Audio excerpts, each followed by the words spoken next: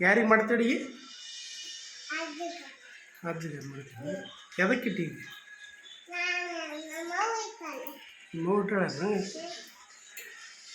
Same style ನೋಡಿ.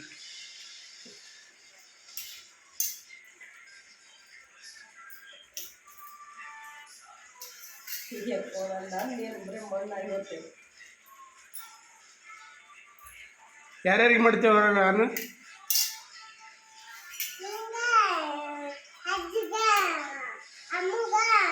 ಮಾಡ್ತೇನೆ. ಹ್ಞೂ ಯಾರ್ಯಾರಿಗೆ ಮಾಡ್ತಿ? ಹ್ಞೂ ಮತ್ತೆ ಯಾರಿಗೆ ಮಾಡ್ತಿ? ಹ್ಞೂ